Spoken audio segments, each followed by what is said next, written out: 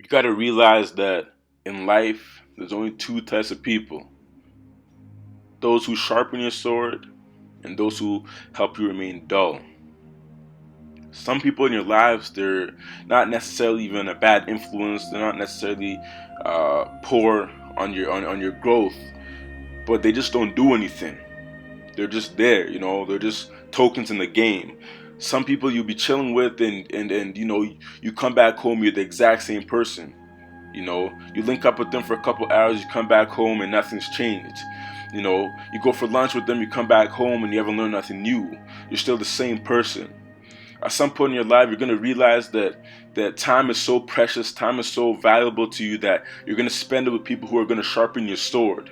The Bible says iron sharpens iron. All right, so if I'm sticking with cats who, can't help me become a sharper version of myself, can't help me become a stronger version of myself, I'm never going to grow. And most of the time, those people who are going to help us grow are people who are going to rub us the wrong way. You know what I'm saying? They're going to tell us something that we don't want to hear. They're going to tell us the truth about ourselves that we don't want to hear. And we often avoid those people because we like being comfortable. We like having the dull end of the sword. You know what I'm saying? For me, what I realize is that if I'm with someone, or if I make a mistake and I link up with someone and I realize during that time that our time together isn't progressing me or furthering them in any way, shape, or form, I just become quiet.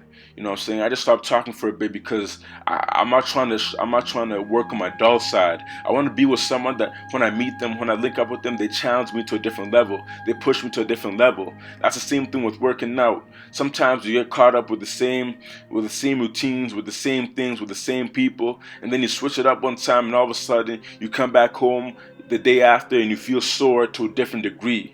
Your body's aching in different places it never ached before.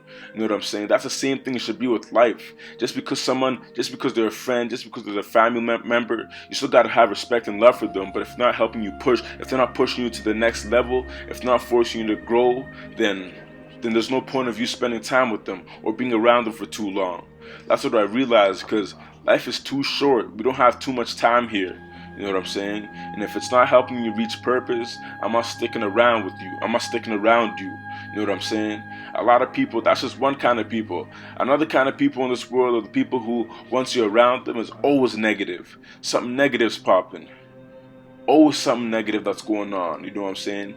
And no matter how strong you think you are, at some point you stick around those cats for too long, it's going to start to seep into your own mindset, into your own doctrines about life. All right, so I remember growing up in grade 3 in elementary school.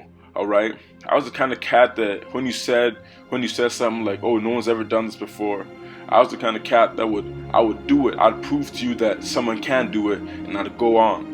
So I remember we did a bunch of crossbar challenges, soccer challenges. That's all we played at lunch. I remember one time a homie was like, after multiple times of me proving these cats wrong, every time he'd say something, he'd weather it down. So he'd be like, "Yeah, hitting the crossbar is tough, but I think someone's done before." You know what I'm saying? Or doing 10 pull-ups is hard, but I think it still can be done. So when I did it, so when someone did beat the record, they'd be like, "Yeah, I already said out." He'd be like, "Yeah, I already knew someone else could do it before," just to try and water you down. You know what I'm saying? And I realized that there's people who are either gonna push you or pull you. You know what I'm saying? And life is too short. If you're trying to get to your purpose, if you're trying to move forward, you can't be sticking around with some cheesy stuff. You can't be sticking around with cats who are just gonna pull you down. You can't be sticking around with cats who are either gonna, not gonna further you. Cats who are just gonna keep you mediocre your entire life. You gotta make sure you're around people who are gonna push you further every single time. Every single second you're with them, they're gonna say something. They're gonna challenge you. They're gonna do something for you to help you move forward every single time. Every single time. Because in grade 4, because I was a straight A student growing up, I just got things easily, so I thought I didn't have to put work in.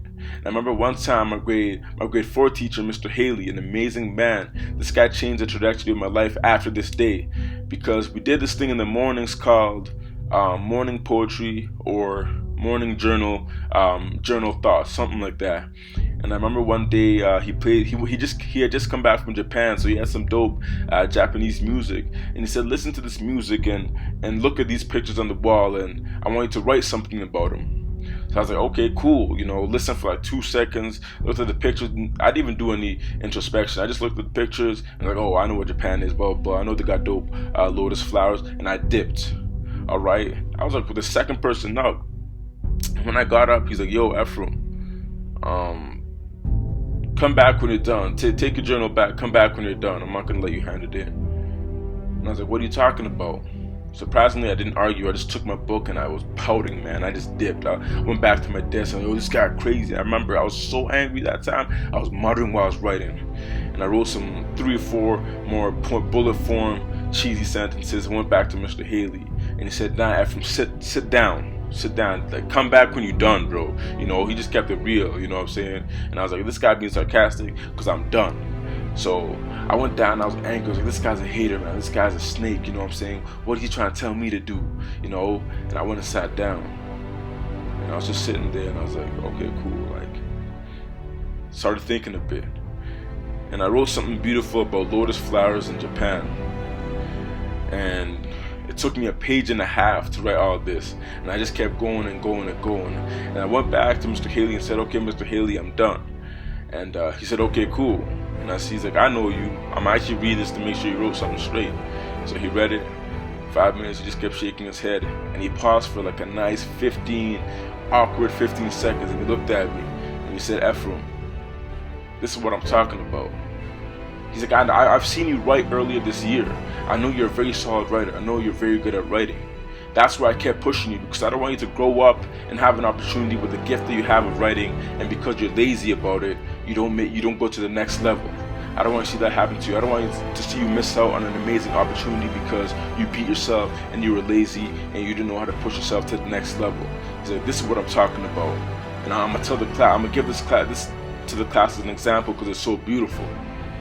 And I was like, oh shoot. So I'm just sitting there and I'm like, oh, everything I just pouted about Mr. Haley, I was like, oh man, like I shouldn't have said that. I felt bad. And I said, thank you, Mr. Haley. And the entire day, that entire week, I just kept thinking about it. I was like, hey man, I gotta be careful with the way I approach after I assigned the certain roles to certain people. You know what I'm saying? And I deemed him a hater, but he was just pushing me to reach purpose. You know what I'm saying? So I remember a couple years later in grade 7, I wrote a crazy article on polar bears, and I handed it in to my teacher, and I got 100% on the project. And I remember slightly after, like a day or two after, she came up to me and asked me if I plagiarized, and I said no, this was all me. Like I didn't even look up anything. It was just I looked up some information, but the way I put it together was me. And she's like, are you sure? So she went through to make sure I didn't plagiarize. She said, wow, Ephraim, you're an amazing writer. And at that very moment, I went back to grade 4 when Mr. Haley had told me that. And I just thought in my head, I just started smiling to myself. And my teacher's like, don't get too happy now. And I said, no, it's not even about what you said. It's just something happened to me growing up that made me think about this day. And I was like, oh, shoot. You know what I'm saying? So I realized that some people are going to push you to become the best version of yourselves. Other people are going to make you remain dull. And some other cats are going to try and pull you down. The former,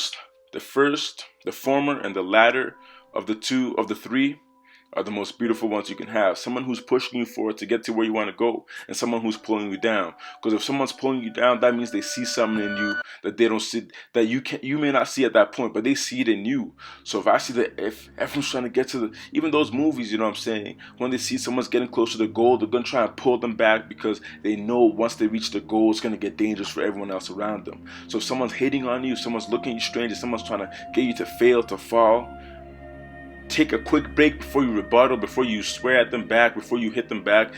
Take a second and think, why are they hating on me? And remember that you got something that they may not have, but they see in you, and you can achieve something very great. That's what they're trying to pull you down. So don't just call them haters for no reason. If someone's hating on you, give them a big hug, because you're going to need haters to reach your destiny and your purpose. It's your boy Ephraim from Talk That Church, man. God bless and stay up, guys.